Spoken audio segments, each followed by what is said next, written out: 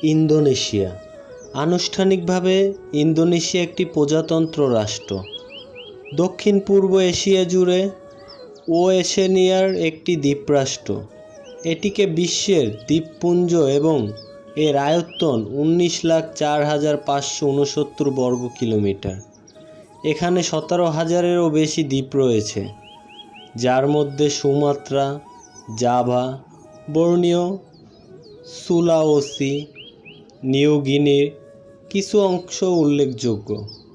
এখানকার প্রধান ভাষা বাহাসা। ইন্দোনেশিয়া।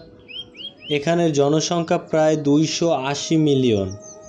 এটিকে বিশ্বের চতুর্থ সর্বাধিক জনসংখ্যার দেশ বলা হয়।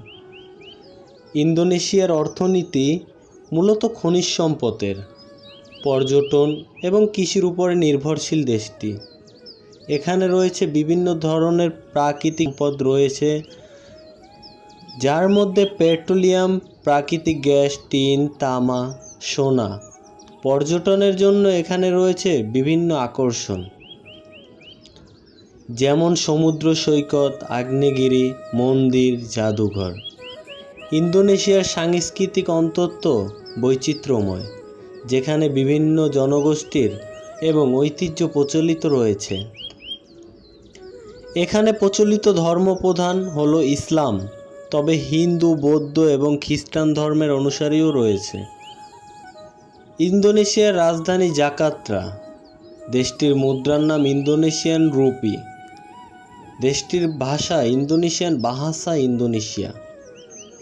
প্রধান দ্বীপ সুমাত্রা, জাভা, বর্নিও, সুলাওসি এবং নিউ গিনি। প্রধান ধর্ম ইসলাম, হিন্দু, বৌদ্ধ, খ্রিস্টান সব ধর্মের জাতি এই দেশটিতে বসবাস করে।